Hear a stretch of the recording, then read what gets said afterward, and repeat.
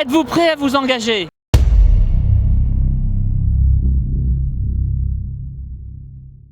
Mettre des bons coups en practice, c'est très bien. Les faire sur le parcours, c'est encore mieux.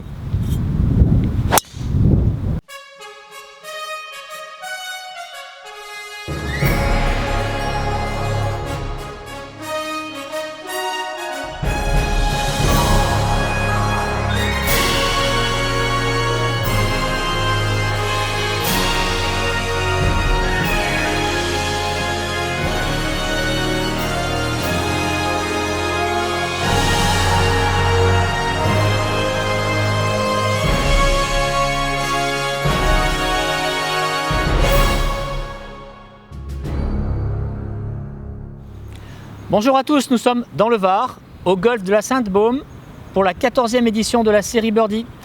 J'ai été rejoint par les professionnels Alexis Taille d'Ex-Golf et Thomas Réberger du golf de la Salette. Bonjour messieurs. Bonjour à tous. Un golf authentique, magnifique, très naturel. Les images aériennes que vous avez pu voir sont spectaculaires. Au programme de ce numéro, nous avons des scènes individuelles. Qu'est-ce que tu nous proposes, Alexis? Je vous propose la préparation gagnante, comme les champions. Thomas. Et nous, on va avoir un drive, andro et balle basse. C'est parfait. Et je crois même que c'est applicable dans le vent. Comme il y a un peu de vent aujourd'hui, eh bien, C'est le but. ça tombe très bien. Et toi, Michel? Eh bien, je vous parlerai d'un point technique important, on le parlera sur le parcours, c'est cette fameuse extension des bras que vous avez souvent du mal à réaliser. Donc plutôt un sujet technique pour moi aujourd'hui, atelier technique et également de l'engagement.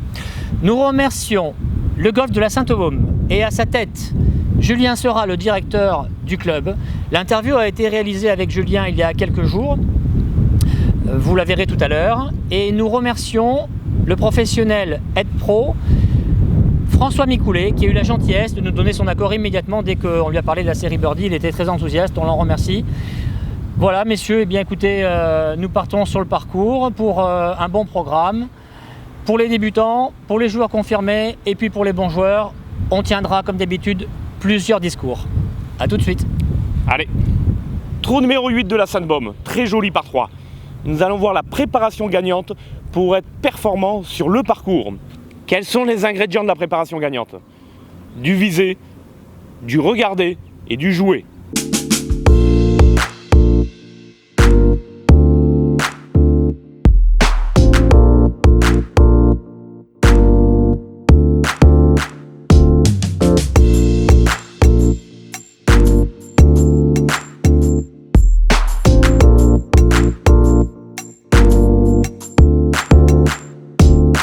J'ai 166 mètres au drapeau avec un léger vent avec. J'ai choisi le fer 6.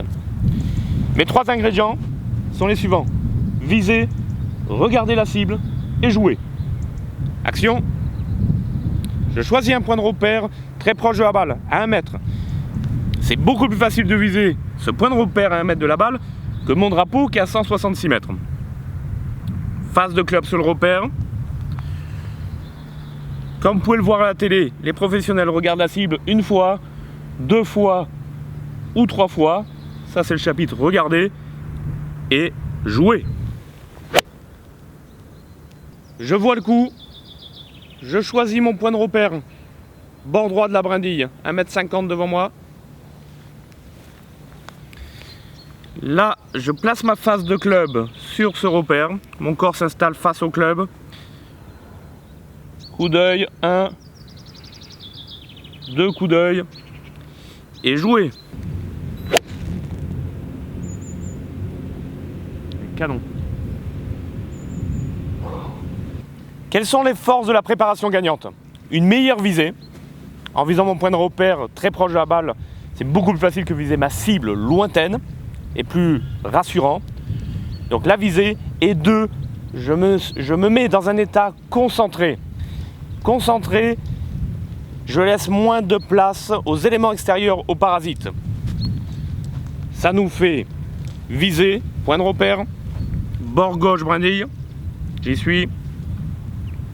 Regarder ma cible 1 fois, 2 fois pour me connecter au jeu et jouer.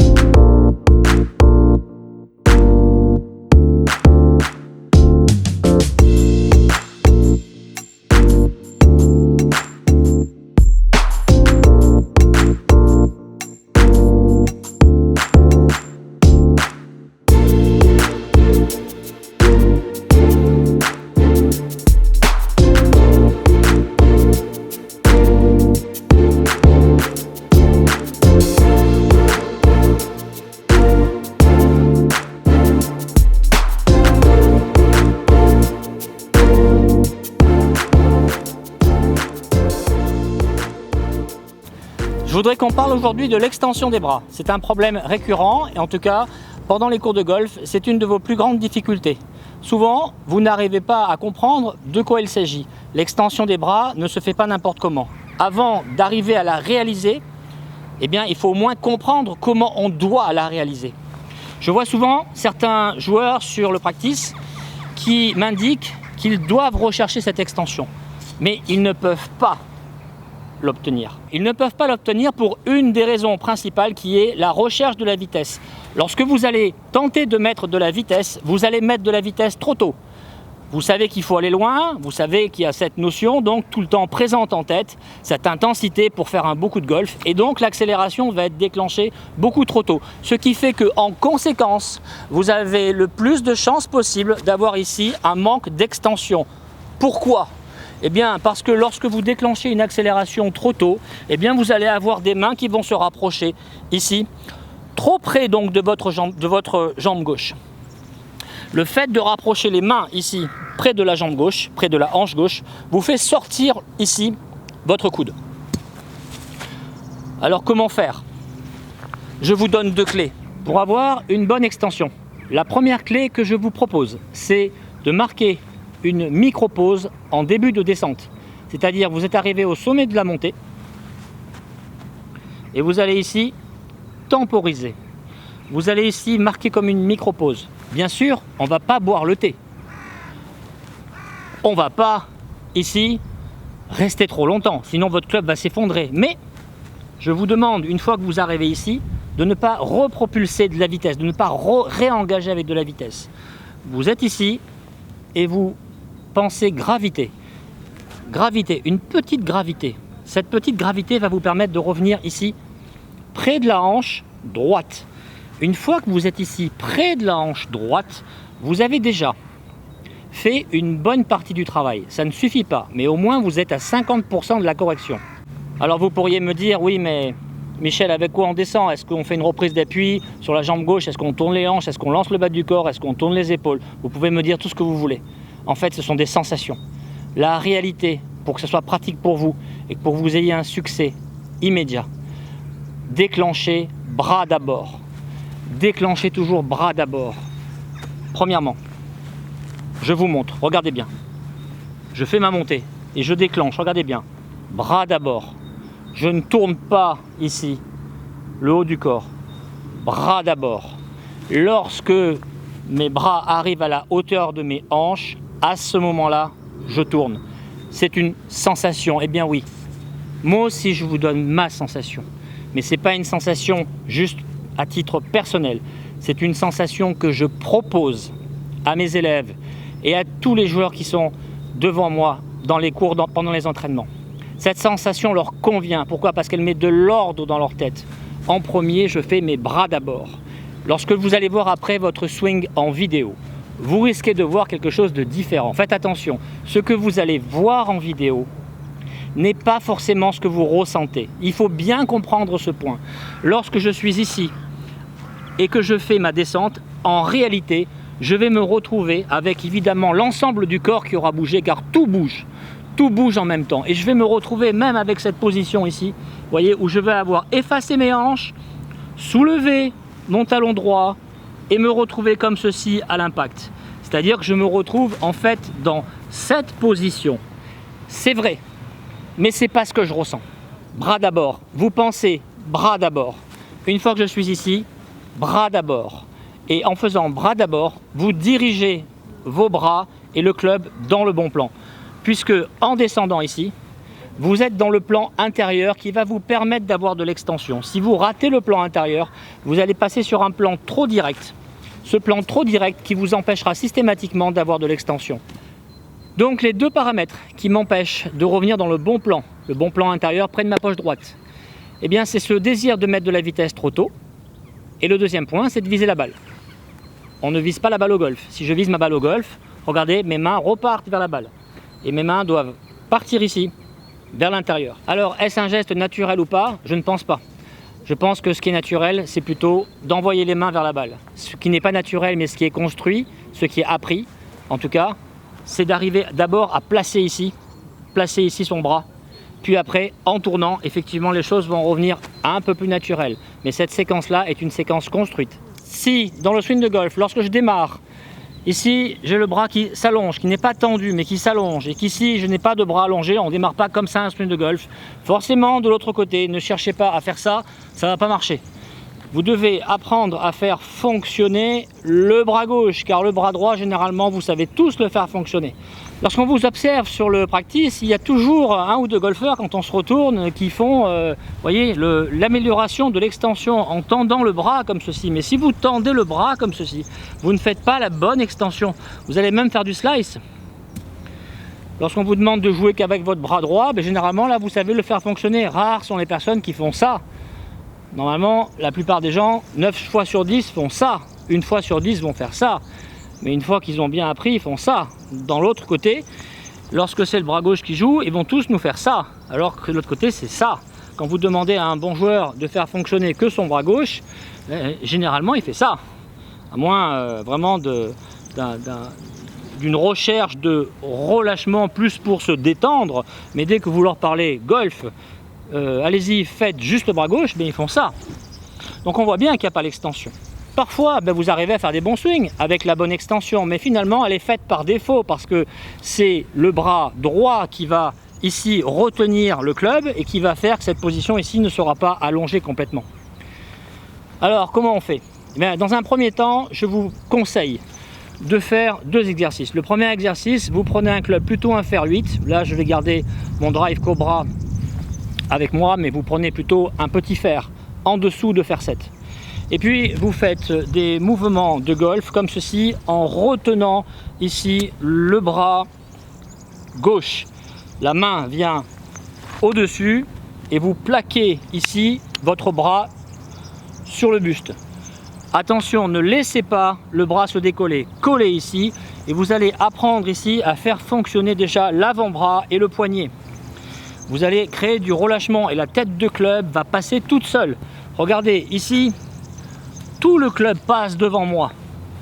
Quand je fais cet exercice, seulement la tête passe. Donc si la tête passe, vous commencez à avoir le bon fonctionnement. Et regardez, si je rajoute le bras gauche, le bras droit, eh bien vous voyez, les deux mains commencent à fonctionner correctement. Est-ce que je suis allongé? Non. Est-ce que je peux plus m'allonger si je suis plus souple? Oui. Je vais un peu plus m'allonger, mais je ne serai jamais tendu, vous voyez. Donc attention à cette fameuse extension, vous devez savoir comment faire fonctionner eh bien, ce bras gauche. Le deuxième exercice que je vous propose, eh bien, c'est d'attraper ici avec votre main, votre avant-bras. Ne faites pas ça, c'est pas par-dessus, vous devez avoir la paume qui vient attraper en dessous, ici. Une fois que vous avez attrapé en dessous, ici, eh bien, deuxième exercice donc, vous laissez passer une fois de plus la tête de club et là on va s'autoriser ici un peu de décollage, vous voyez. Ici on n'est pas collé. Quand on apprend, on colle. Quand on commence à maîtriser, on décolle. Généralement quand vous voyez à la télé les champions, eh bien vous voyez que dans des full extensions effectivement au drive, on peut avoir une quasi pleine extension. Ce sont des gens qui sont très expérimentés, mais même avec une pleine extension, le bras, si je peux m'exprimer ainsi, s'est vrillé correctement, de la bonne manière. Il n'y a jamais eu d'extension comme ceci, vous ne voyez pas un pro faire ça. Le bras prend ici la bonne vrille. Il est allongé, mais il n'est pas tendu. Attention à cette extension. Si maintenant vous faites à la fois le placement ici de vos bras vers la poche droite, puis vous apprenez à faire fonctionner correctement ici votre bras gauche, vous allez voir que vous allez nettement améliorer ce passage et cette extension. Je préfère vous parler plutôt de dégagement. Je préfère vous parler plutôt de bon fonctionnement du côté gauche, de bon placement du club. 1, je me suis placé ici vers l'intérieur. 2, ici, je libère correctement parce que j'ai appris à faire fonctionner mon bras gauche. Donc je suis plutôt sur du dégagement vers l'avant. Je suis plutôt sur du bon fonctionnement du côté gauche. Mais je ne suis pas juste dans une recherche d'extension que je ne maîtrise pas. Je vais proposer maintenant à Alexis, il ne le sait pas encore, mais de venir avec moi. Et je vais vous montrer comment je l'enseigne lorsque je suis avec un élève. Là, c'est un bon joueur.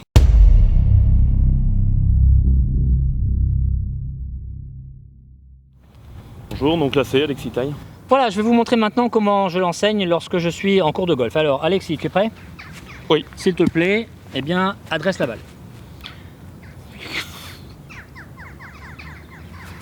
Très bien. Donc là, au début, je vais te faire cadeau du backswing. Tu me fais, s'il te plaît, le backswing normal. Voilà. Quelle est ta sensation lorsque tu vas redescendre? Personnellement, Oui. laisser tomber le club bras. Stop. Quand Alexis vient de laisser tomber le club, vous avez vu que ses épaules ont déjà tourné. C'est très important de voir que la sensation générale ne correspond pas forcément à la réalité visuelle. Faites très attention à ça. C'est un piège dans lequel tombent les amateurs très souvent. Donc Alexis, regardez bien, je vais mettre ici un club qui est à droite, enfin pas un club, une baguette qui est à droite donc d'Alexis, et donc Alexis va viser la baguette.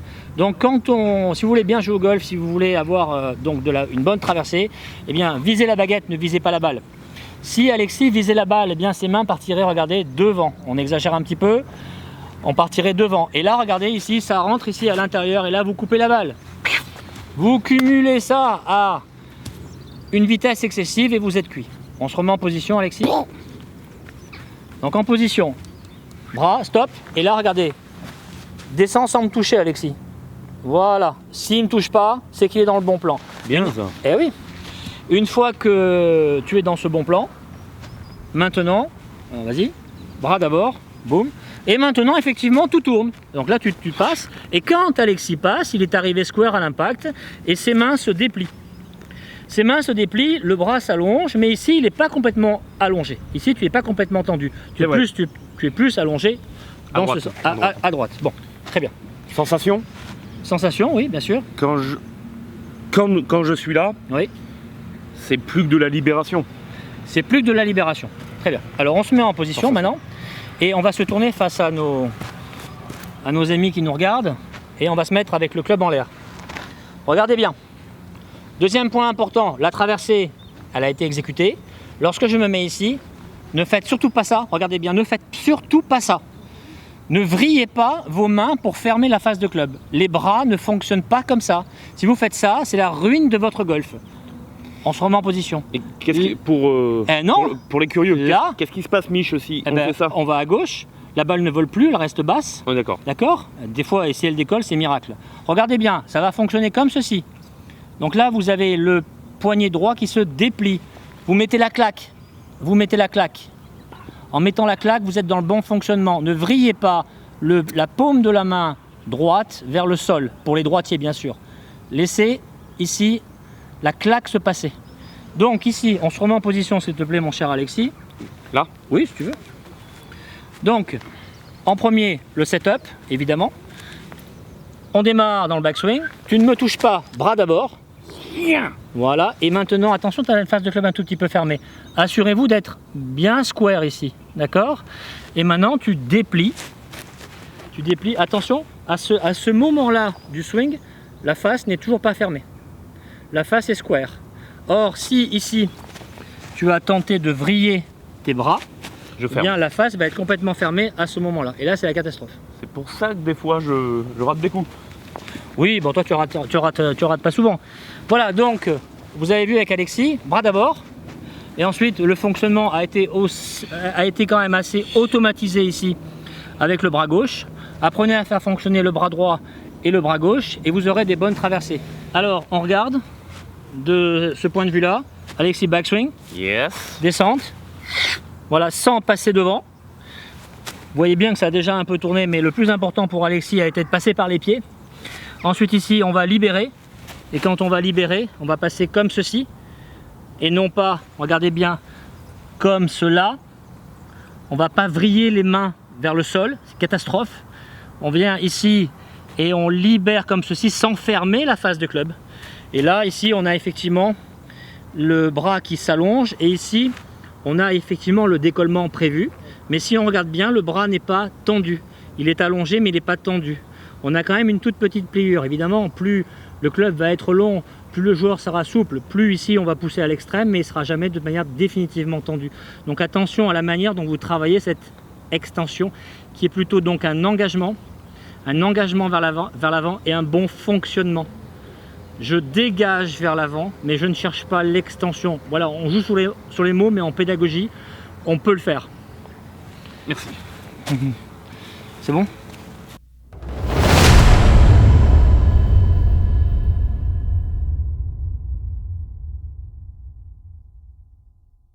Nous sommes au trou numéro 1 de la Sandbomb. Après 2 coups, nous sommes là, à 65 mètres du drapeau, 20 mètres de green. Un green en descente et un vent gauche-droite descente. De plus, des arbres qui demandent une bonne sortie de balle initiale. Tous ces paramètres rendent le coup assez difficile. Je choisis mon 52 degrés. Pour la faire tomber, j'aimerais la faire tomber 5 mètres dans le green. Et donc la laisser rouler sur 10-15 mètres. Je vais pas être trop gourmand, le drapeau étant au fond. Si je la mets au drapeau, je suis très content, mais si je suis 2, 3, 4, 5 mètres court, dans ma stratégie, ça me plaît aussi.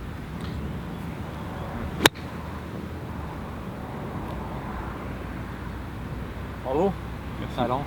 Ok, très bien. Alors pour ce coup, je me sens pas très à l'aise, c'est pas une situation que j'apprécie, je préfère me placer un peu plus loin pour avoir un plein coup de sandwich par exemple. Mais là on est dans cette situation, j'ai les arbres, je peux pas trop faire voler ma balle, surtout en gaucher, là j'ai vraiment l'arbre, les branches de gauche qui me gênent, etc. Donc je choisis de faire une approche roulée. Et là par rapport à la distance, je pense qu'un fer 7 c'est plutôt pas mal. Donc au niveau de la réalisation, le mouvement, ça va être très simple. Je vais avoir un stance plutôt serré. Mon triangle ici, je vais essayer de le maintenir tout le long de la réalisation.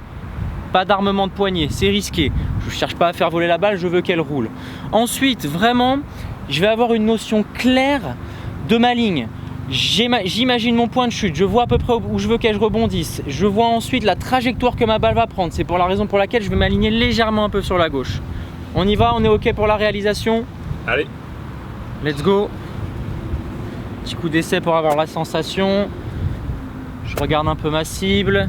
J'ai le dosage, on y va. Roule ma poule. Roule chérie. Elle y va. Encore. Ouais, bravo Thomas.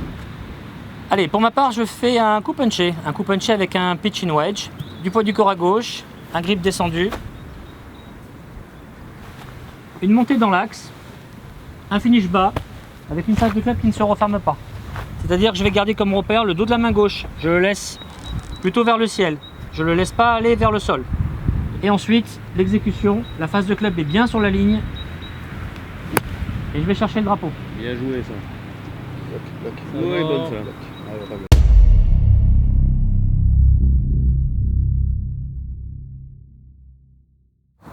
Julien Seurat, bonjour.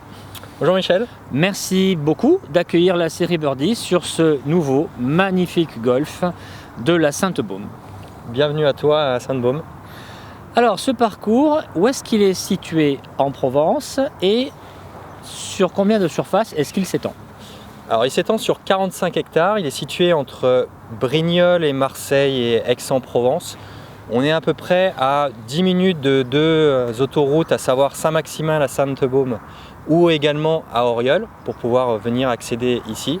Et donc on est au pied de la Sainte-Baume, puisque la ville s'appelle Nance-les-Pins, mais le golf la Sainte-Baume, dû à la montagne qui est juste à côté du golf. Alors le fonctionnement de la Sainte-Baume, pour déjà ceux qui y jouent régulièrement, est-ce qu'ils peuvent prendre donc des abonnements? Est-ce qu'il y a des formules sympas, accessibles pour le plus grand nombre? Alors, tout à fait, comme tout golf, il y a différents abonnements, semaine ou plein temps.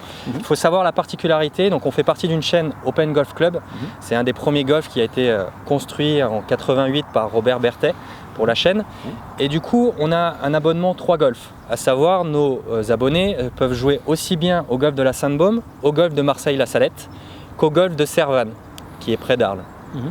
Donc c'est un tarif qui varie pour les semainiers à 1850, qui va en plein temps jusqu'à 2350. Ça leur permet donc de jouer sur 3 golfs avec d'autres avantages de la chaîne, à des 25% ou 50% sur d'autres golfs de la chaîne. Donc c'est voilà, c'est classique. Alors, et celui qui est de passage, qui dit tiens j'ai vu le golf de la Sainte-Baume sur un guide des golfs et puis grâce à la série Birdie, j'aimerais bien venir jouer sur le parcours. Je suis tout seul, je viens jouer. Combien ça coûte un green fee étalon, combien ça coûte? Alors, green fee étalon, il y a le prix public et après il y a les prix généralement qui sont pratiqués, et ça les golfeurs connaissent bien. Le prix public varie entre 58 € et 76 € quand on est en très très haute saison. D'accord, 58 €. 58 €. Après, il faut savoir que la politique qui a été faite au golfe de la Sainte-Baume a toujours été de privilégier les licenciés de la région, donc les licenciés PACA, où là ils ont une réduction qui va jusqu'à 20% sur ce tarif public. Et après, vous avez toutes nos promotions que vous pouvez retrouver sur notre site ou sur des réservations en ligne, donc du type Book & Golf ou autre, où là vous avez toujours des prix qui sont mis en avant pour pouvoir venir jouer à tarif moindre au golfe de la Sainte-Baume. Une sorte de coup de cœur pour les green fees et dont la Sainte-Baume fait partie. Alors j'ai vu ce matin à l'accueil, d'ailleurs je tiens à te dire que j'étais très bien reçu par ton équipe. L'accueil était très chaleureux. C'est un point fort pour un golf. Et puis j'ai beaucoup aimé l'écran sur lequel apparaissent tous les départs avec le nom des joueurs. Je trouvais que c'était vraiment sympa. Ça pouvait permettre aussi à ceux qui n'ont pas spécialement de partenaire d'avoir une visualisation immédiate sur les gens qui arrivent. Est-ce que c'est une touche personnelle ou est-ce que c'est comme ça dans la chaîne? Pour l'instant, ça n'est pas encore dans la totalité de la chaîne. On sert un peu de test pour la chaîne. On va aller même encore plus loin. Donc déjà, je te remercie pour l'accueil. Et heureusement que notre accueil est aussi chaleureux. C'est ce qu'on essaye de mettre en avant, que chaque client est privilégié. On a un contact direct avec nos clients. Comme tu l'as vu, cet écran permet d'avoir vos départs, donc du coup les gens voient tout de suite à quelle heure ils doivent jouer et avec qui, mais également ils servent de réservation, que ce soit pour nos abonnés qui en 2 clics, puisque c'est un écran tactile plus, se réserver et même se rajouter dans des parties d'amis, ce qui est pas ailleurs, donc on voit tout de suite où sont nos amis, on peut jouer, mais même des clients extérieurs, puisque la base de données, à partir du moment où on a des informations et notamment le numéro de licence, les gens, grâce à leur licence qui scannent, peuvent réserver sur cette base. La première volonté évidemment c'est l'entretien du parcours qui a toujours été une force à la Sainte-Baume de proposer le plus beau parcours possible, que ce soit les fairways qui sont plutôt réputés ou le travail qui est fait au quotidien sur les greens.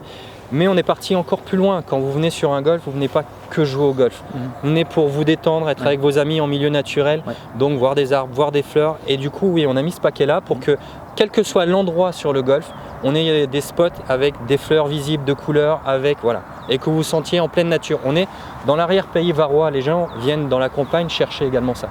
Donc il y a cet aspect sportif, puisque n'importe quel, des débutants comme des experts vont se faire plaisir ici, puisque c'est quand même très large, donc des débutants se font vraiment plaisir. Comme il y a beaucoup de difficultés à différents endroits, donc ceux qui ont un jeu un peu plus léché vont aussi s'amuser. Mais également tout le monde peut se faire plaisir avec ce voyage. Et puis beaucoup de notre cher public senior qui aime bien les parcours pas trop accidentés. Eh bien, tu m'as indiqué qu'il n'y avait jamais de voiture prise ici par les seniors.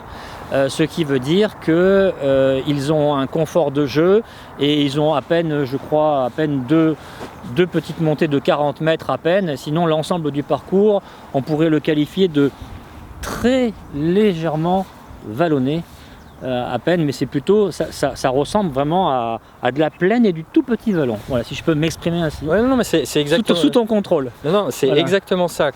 Depuis 4 ans, Julien est donc directeur de ce magnifique club, mais Julien est d'origine d'où? Je viens de plus au nord, je viens de Bourgogne exactement. J'ai un peu voyagé à droite à gauche. À la base, je venais même d'Haute-Savoie, à côté d'un golf, parce que mon père a été greenkeeper.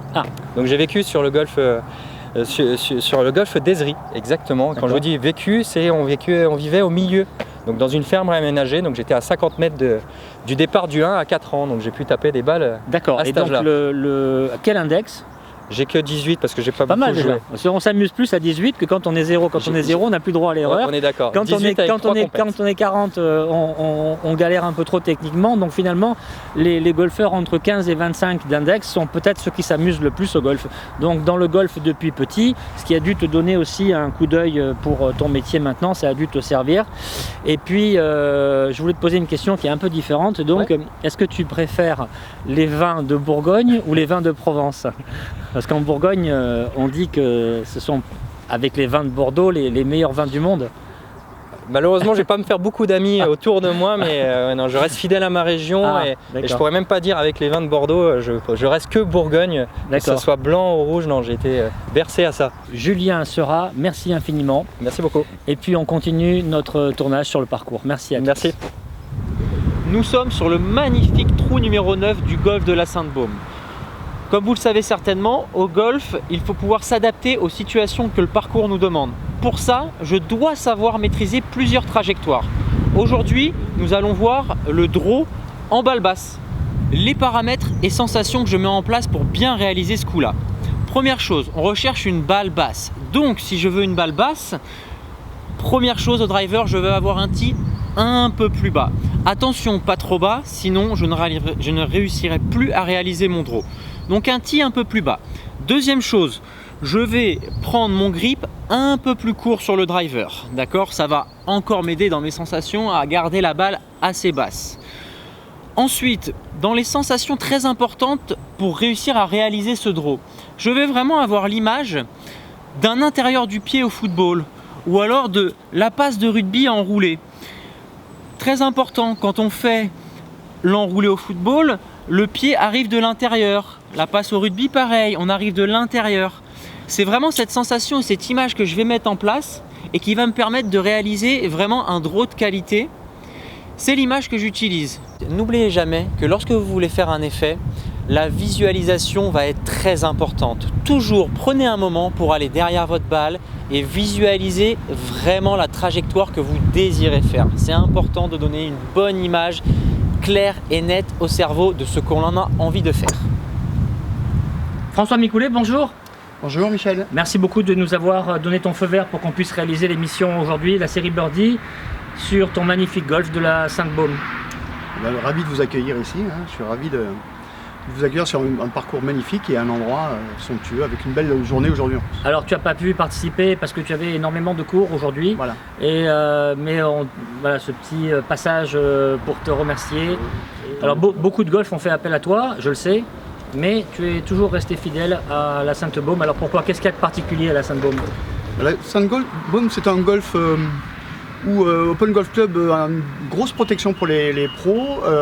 On est une grande famille en fait, donc et là-dessus c'est extrêmement important de pouvoir avoir ce type de famille. Ça ne marche pas forcément toujours sur tous les golfs. Au niveau des enseignants, donc nous on a une très très bonne ambiance entre la direction et l'enseignement et les enseignants. Donc ça pour moi c'est un vrai plaisir de travailler pour eux et avec eux. C'est une clé qu'à chaque fois sur un golf, que ce soit au niveau de la direction, que ce soit au niveau de l'entretien et des professionnels, les trois postes fondamentaux pour que tout fonctionne correctement, et évidemment l'accueil. Et puis en tout cas nous sur le parcours on a rencontré beaucoup de gens extrêmement agréables. Voilà. En tout cas François Micoulet, encore merci beaucoup. Merci Michel, à très bientôt. À très bientôt. Au revoir. Nous sommes sur le trou numéro 1 de la Sainte-Baume et nous venons de rater à droite, tous les trois, comme par hasard. On s'aime beaucoup. Alors nous avons 8 mètres pour atteindre le green et puis 10 mètres de roulement avec un green qui aime bien nous emporter nos balles vers l'arrière. Donc on a les pieds sur les freins, mais il faut quand même faire un tout petit bout de chemin. Donc on va viser chacun à notre manière le green. J'ai pour ma part un sandwich 56 degrés, voilà comment je m'y prends. Le terrain est irrégulier, je vais laisser la balle là où elle se trouve. Je suis donc en contrebas, j'ai les pieds un tout petit peu en dessous, donc je pense immédiatement à réduire la distance sur mon grip, c'est-à-dire je descends mes mains. Et puis ça suffit pas, je fais un test, c'est-à-dire je suis ici et je teste pour voir si j'ai suffisamment descendu les mains. Ah, là le passage me plaît, ça me convient, très bien. Après je me cale le regard sur la situation que j'ai reconnue au préalable. Et puis c'est parti, j'entretiens mes gestes de manière à les laisser tout le temps disponibles. Je vais mettre ma face de club très légèrement, on va dire 2 mètres à gauche de la ligne du drapeau. Je m'applique ici, au niveau de ma position, toujours des petits mouvements pour ne pas me bloquer. Et je vais jouer franchement en accompagnant sur la partie gauche. Voilà, un coup sécurisé. Merci Mich. Pour ma part, je choisis le 52 degrés, mon sandwich plus fermé. Michel a choisi le 56 degrés, le plus classique. Donc avec mon 52, je peux faire une trajectoire plus basse. Après l'analyse visuelle du terrain, j'ai envie de faire tomber la balle juste au début du green et 50 cm à gauche. J'ai été aidé par François Micoulet, le pro local, qui m'a conseillé sur la pente latérale. Merci François, qui est venu nous faire un coucou. Je visualise mon point de chute, je sens l'intensité. Sur ce coup-là, j'utilise mes bras, une légère rotation du corps et mes mains très légères. J'installe ma face de club. Je vois mon point de chute. Doucement. Pour cette situation, j'ai choisi un 58 degrés. Donc avec 58 degrés d'ouverture, ça va me permettre d'avoir assez de hauteur pour arrêter la balle rapidement et donc pas dépasser le trou. C'est ce que je recherche sur cette situation. Au niveau des clés de la réalisation, je vais avoir un écartement des pieds plutôt étroit. Ça ne sert à rien d'être trop large, je risque d'avoir un mauvais contact. Les pieds plutôt étroits. Également, ma recherche lorsque je vais réaliser ce coup va être de vraiment travailler avec le corps et d'amener mon corps face à l'objectif. Je ne veux surtout pas rester et partir uniquement avec les bras à l'objectif ou les poignets à l'objectif. Ça serait une grosse erreur. Donc mon objectif, je pars vraiment avec le corps face à mon objectif.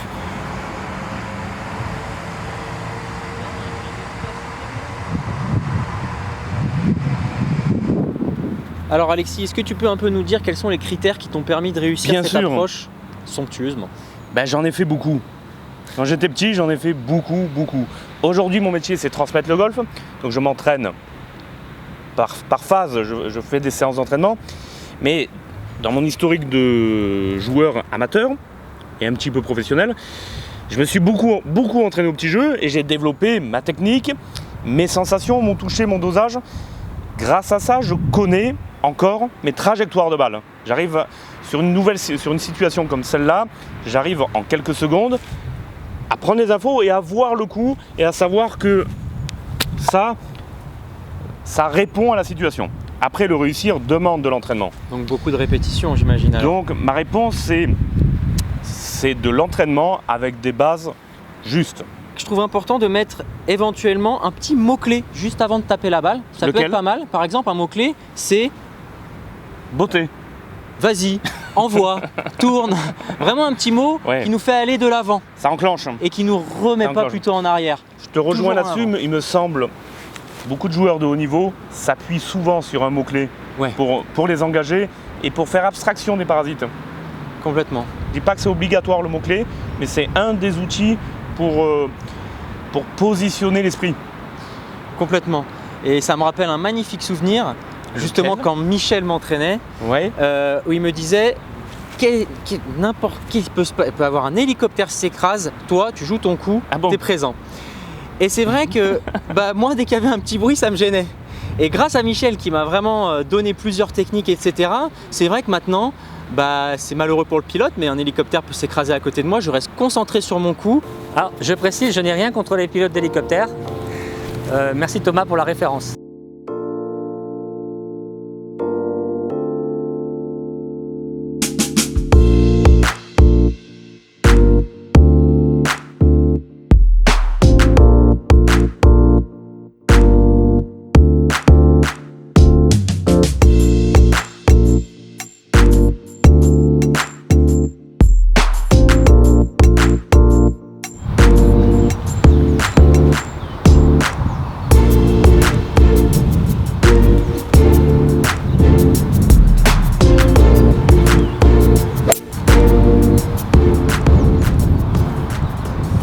Ça passe sans problème. Le passage de l'eau, un moment clé pour beaucoup d'entre vous. Alors ce passage de l'eau, pourquoi est-ce qu'il pose une difficulté? Eh bien parce que vous avez certainement une expérience de balles qui sont parties dans l'eau et après vous avez gardé ça en mémoire et chaque fois que vous voyez l'eau, eh bien les mêmes problèmes reviennent. Il faut arriver à résoudre ce problème par la technique. Déjà il faut arriver à comprendre que si vous vous engagez, si le bras ici reste bas, eh bien vous obtiendrez un bon contact. Lorsque ce bras ici remonte, parce que vous tentez d'aider le club à soulever la balle, eh bien dans la zone d'impact, malheureusement, le club ici va remonter beaucoup trop tôt et vous n'arriverez pas à franchir l'eau. Donc la première des choses, c'est d'arriver à maintenir le bras droit bas. Si le bras droit est bas, eh bien le contact sera meilleur. Au niveau technique, focalisez sur le bras droit. Et ensuite, pour le garder bas, eh bien regardez, si je reste ici, bloqué en arrière, par appréhension, le bras remonte. Si je m'engage, le bras reste en bas. Donc dès que vous voyez de l'eau, pensez à vous engager. Allez-y. De toute manière, la peur n'évite pas le danger. Si vous vous engagez, c'est ce que j'arrête pas de dire à mes élèves. De toute manière, la balle va partir. Si vous vous engagez, vous avez une chance que ça marche. Ça peut ne pas marcher, mais vous avez au moins une chance que ça marche. Par contre, si vous ne vous engagez pas, là, vous êtes certain que ça ne va pas marcher. Merci à tous de nous avoir suivis pour le 14e épisode de la série Birdie au golf de la Sainte-Baume dans le Var. La Sainte-Baume, derrière nous, Thomas. Pas mal, hein. Magnifique. On va aller faire quelques trous maintenant, tous les deux. Hein. Ah bah j'espère bien. Après une dure journée de pédagogie, on espère que le programme vous a convenu. La série Birdie, évidemment, remercie le golf de la Sainte-Baume, Julien Seurat, le directeur du club, et François Micoulet, le head pro, qui avait beaucoup de travail aujourd'hui, qui n'a pas pu nous rejoindre. Alexis Taille, lui, est reparti sur Aix-en-Provence. Voilà, donc on termine en douceur. Merci à Golfstar, le partenaire permanent de la série Birdie, également Beauty Success qui nous accompagne sur tous les numéros. Et puis, évidemment, les clubs Cobra, les nouveaux drives sont arrivés, ils sont fantastiques, allez les essayer. Et puis, il y a la série One Length. Tous les clubs à la même taille, avec juste évidemment la phase de club qui change. C'est surprenant. Eh bien, faites des essais, vous allez voir, ça donne de bons résultats. Tu as déjà essayé cette série ou pas encore? Non, j'ai pas eu l'occasion, mais j'aimerais bien. Eh bien, tu verras, au début, c'est un peu troublant, mais bon, on s'y fait. Ce qui est surtout impressionnant, c'est sur les fers courts. Les fers courts sont aussi longs qu'un fer 5. Ah, voilà. D'accord. Donc, quand on les a devant, okay. C'est particulier, mais écoutez, voilà, allez faire les essais, ça vaut le coup. Alors, un clin d'œil pour 2 personnes. D'abord pour David Larvaron, qui est le fils de Philippe Larvaron, mon ami qui participe à la série Birdie régulièrement, qui vient de gagner le Grand Prix de Saint-Donat à -7 sur 3 tours. Je crois que même avec la PlayStation, j'arrive pas à les faire. Sur 3 tours sur PlayStation, il y a une chance. Ouais, moi je crois que j'ai même du mal à le faire. Donc dans la réalité, donc, bravo David pour ta performance sur Saint-Donat, ce qui était transformé en par 70 pour ceux qui connaissent le golf de Saint-Donat. Puisque c'était le trou numéro 13 qui avait été ramené en par 4. Mais enfin, quelle belle performance. Bravo David. Et puis également, on voudrait saluer notre confrère Sébastien Miel qui a réalisé un albatros sur le trou numéro 3 de Cannes-Mandelieu. Donc bravo Sébastien pour cette performance. Si vous aussi vous faites des performances, vous faites des trous en 1, ben prenez la photo et envoyez-nous votre photo. Nous la passerons dans les prochains numéros pour vous encourager. Puis c'est des petits clins d'œil sympathiques. La série Birdie se rapproche le plus possible maintenant du monde amateur. On vous fait participer. Voilà. Les prochains numéros auront lieu à Paris. Nous partons à Paris. Nous allons tourner sur 3 golfs à Paris. Donc le mois prochain, la série Birdie s'exporte. On va voir si les Parisiens ont une aussi belle météo que nous, Thomas. Hein? Je leur souhaite bonne chance. Voilà, c'est pas facile. On va essayer. Espérons que nous allons tomber dans une bonne semaine à Paris. En tout cas, plein de surprises. Et donc, hop, on dit rien. Vous allez patienter les prochains numéros. Alors, ces prochains numéros, si vous ne voulez pas les rater, eh bien, abonnez-vous à YouTube. C'est le moyen le plus efficace parce que sur les emails, évidemment, vous nous avez transmis beaucoup d'emails. Ça part dans les spams, c'est pas à jour, vous changez vos mails. C'est toujours un peu compliqué. Donc le plus facile, si vous voulez rester connecté à la série Birdie, prenez l'abonnement sur YouTube et si vous avez été content, si ça vous a plu, vous mettez un petit pouce bleu et vous lâchez un petit commentaire. Ça sera toujours sympa, ça nous fait plaisir. Voilà, c'est notre carburant à nous, Thomas. Hein. Ah bah oui. La motivation, voilà. Faire plaisir aux gens, c'est ce qui nous motive le plus. Merci à tous pour vos mots, pour vos encouragements. Vous êtes de plus en plus nombreux à regarder la série. Eh bien, on continue, l'aventure continue. Merci encore au Golf de la Sainte-Baume, à tous les partenaires et également aussi à Golf Méditerranée qui est jamais bien loin. Et nous ferons bientôt à Cannes un événement sympathique. Nous allons faire une conférence le 12 mai à Cannes, sur le port de Cannes. Pour tout renseignement, eh n'hésitez pas à me contacter par la page Facebook. Thomas, j'espère qu'on n'a oublié personne, sinon je vais me faire tirer les oreilles. Voilà, en tout cas, merci à tous, c'est que du bonheur et à bientôt pour les prochains numéros. À bientôt.